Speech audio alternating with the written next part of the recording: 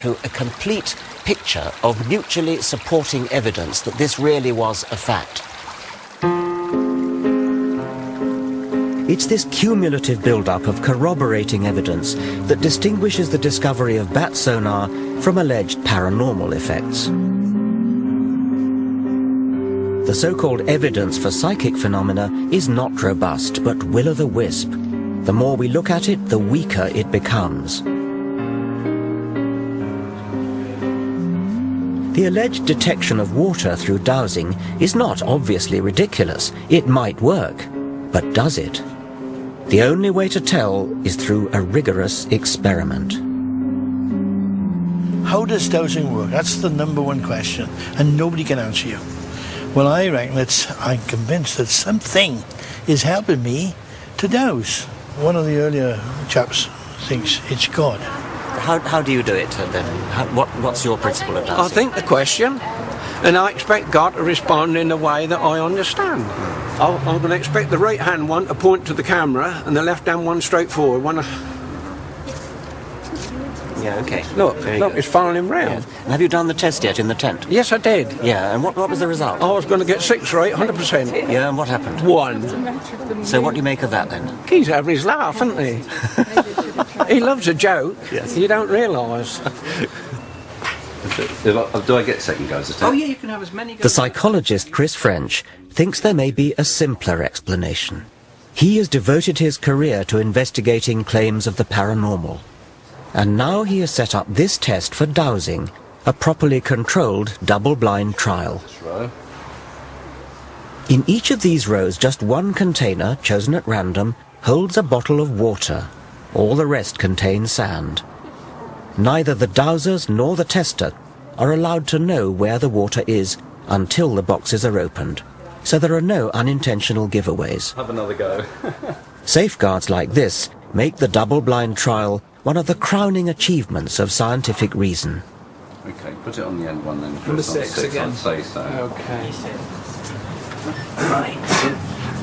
What you'll typically find when you talk to dowsers is they'll give you lots and lots of anecdotal evidence, lots of stories about how they discovered a leak in their neighbour's pipes and so on and so forth. But there are always other possible explanations there. Yes. What we're trying to do is set up conditions which would rule out any of those other explanations. But then we get down to the very fundamental, basic issue: can the dowsers actually do what they think they can do? Yes.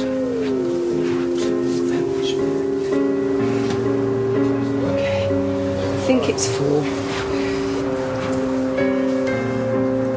No, I think it's 4. So shall we see how well you've done? This is sand. In that case, I can't do this. This is the waters in number 5. Sand again. This time, guess was bin number 3. And this time you're correct. That's water. And I'm afraid that's sand. Yes, well, actually, there are 2 possible words. Final trial, it's sand again, I'm afraid. In that case, I'm 100% wrong again.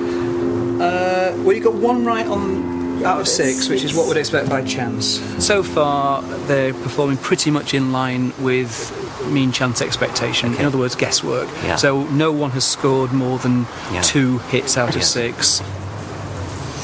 3. 3. The people you've been testing, do they understand why they're being put through the double-blind procedure? I think once we've explained it to them, then they appreciate why someone who is perhaps sceptical or doubtful about their claims would see that that was necessary. What's interesting is it doesn't actually tend to dent their confidence at all. Which suggests that they're completely sincere. I think they are completely sincere. Yes. And they're typically very, very surprised when we run them through a series of trials and actually say at the end of the day, well, your performance is no better than would expect just on the basis of guesswork. And then what typically happens is they'll make up all kinds of reasons, some might say excuses, as to why they didn't pass that particular test. I feel the whole test is wrong. I'm shocked beyond words that this has happened. But I did say from the outset, couldn't we just sort out some grey blocks and some scaffold boards so that I can walk above it, which is what I would routinely do and I've done for 40 years.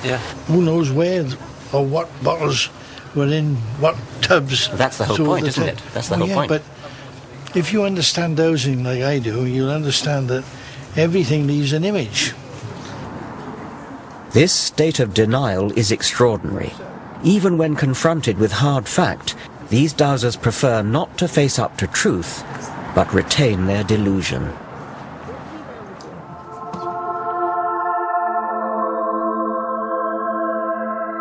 Rather than adapt to evidence, many of us, it seems, remain trapped in ways of thinking inherited from our primitive ancestors. Irrational belief, from dowsing to psychic clairvoyance, has roots in early mankind's habit of attributing spirit and intention to natural phenomena such as water, the sun, a rock, or the sea.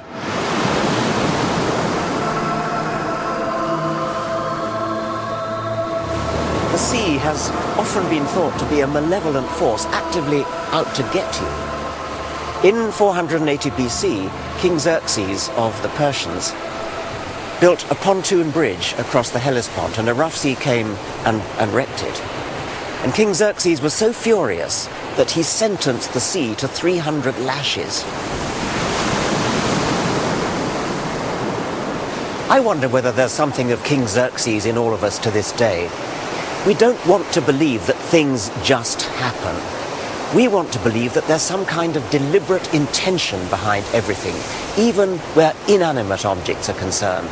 And perhaps that is the key to humanity's belief in the supernatural.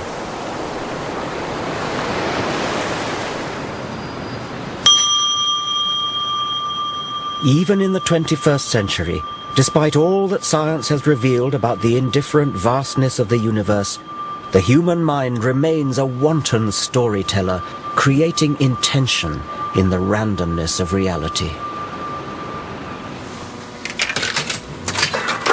The delivery of rewards by a one-armed bandit is determined at random, but many gamblers want to think that what they do can increase their chances of winning the jackpot. They stand on one leg or wear a lucky shirt. Are these superstitious behaviors a byproduct of our evolution? All wild animals have to be kind of natural statisticians, looking for patterns in the apparent randomness of nature when they're looking for food or trying to avoid predators. There are two kinds of mistakes they can make. They can either fail to detect pattern when there is some, or they can seem to detect pattern when there isn't any, and that's superstition. "60 years ago, the American psychologist B.F. Skinner investigated the behavior of pigeons, rewarding them with food when they learnt to peck a key in the feeding apparatus.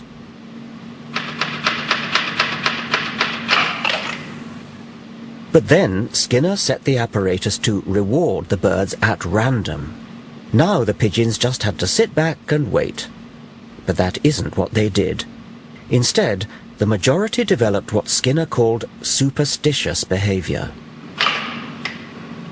When an individual pigeon, for example, happened to look over its left shoulder, and the reward mechanism just happened to click in at that point, it would have got the idea that it was looking over the left shoulder that had got it the reward, so it tried it again. By sheer luck, as it happened, the reward mechanism delivered food at the same time again. And so the pigeon was reinforced in its idea that looking over the left shoulder was what got it the reward. And it went on and turned into a maniac for looking over the left shoulder. Humans can be no better than pigeons.